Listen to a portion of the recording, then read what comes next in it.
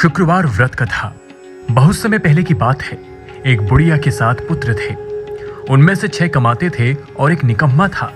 बुढ़िया अपने 6 बेटों से प्रेम करती और खाना खिलाती और 7वें बेटे को बाद में उसकी थाली की बची जूठन खिला दिया करती। 7वें बेटे की पत्नी इस बात से बड़ी दुखी थी क्योंकि वह बहुत भोला था और ऐसी बातों पर ध्यान नहीं देता था। एक दिन बहू ने जूठा खिलाने की बात अपने पति से कही। पति ने सिरदर्द का बहाना बनाकर रसोई में लेटकर स्वयं सच्चाई देख ली। उसने उसी क्षण दूसरे राज्य जाने का निश्चय किया। जब वह जाने लगा तो पत्नी ने उसकी निशानी मांगी। पत्नी को अंगूठी देकर चल पड़ा। दूसरे राज्य पहुंचते ही उसे एक सेठ की दुकान पर काम मिल गया और जल्दी ही उसने मेहनत से अपनी जगह बना ली। संतोषी माता के मंदिर में जाकर संकल्प लिया। इधर बेटे के घर से चले जाने पर सास ससुर बहू पर अत्याचार करने लगे। घर का सारा काम करवा के उसे लकड़ियां लाने जंगल भेज देते और आने पर भूसे की रोटी और नारियल के खोल में पानी रख देते। इस तरह अपार कष्ट में बहू के दिन कट रहे थे।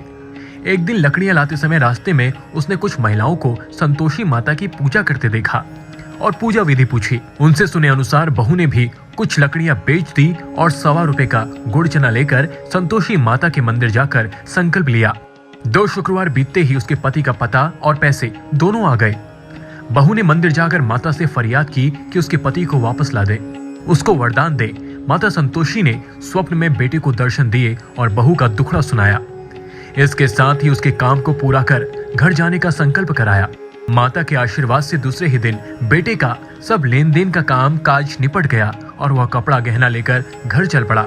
बेटा अपनी पत्नी को लेकर दूसरे घर में ठाठ से रहने लगा। वहाँ बहू रोज लकड़ियां बीन कर माताजी के मंदिर में दर्शन कर अपने सुख दुख कहा करती थी। एक दिन माता ने उसे ज्ञान दिया कि आज तेरा पति लौटने वाला है, तू नदी किनारे थोड़ी लकड़ियां रख दे और देर से घर जाकर आंगन से ही आवाज लगाना, सासू माँ लकड़ियां ले लो और भूसे की रोटी दे दो, नारियल खोल में पानी दे दो। बहू ने ऐसा ही किया।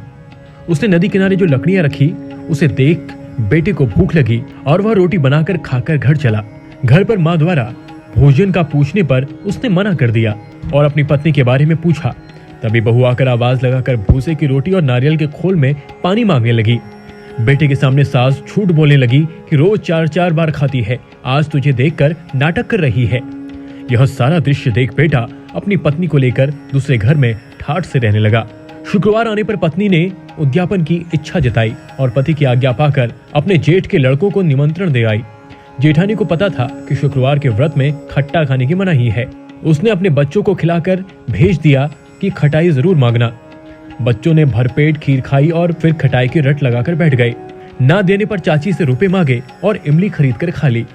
इससे संतोषी माता नाराज हो गई और बहू के पति को राजा के सैनिक पकड़ कर ले गए।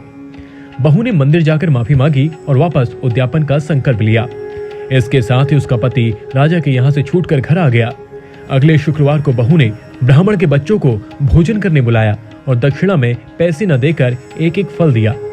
इससे संतोषी माता प्रसन्न हुई और जल्दी ही बहू को एक सुंदर से पुत्र की प्राप्ति हुई। बहू को देखकर पूरे परिवार ने संतोषी माता का विधिवत पूजन शुरू कर दिया और अनंत सुख प्राप्त किए।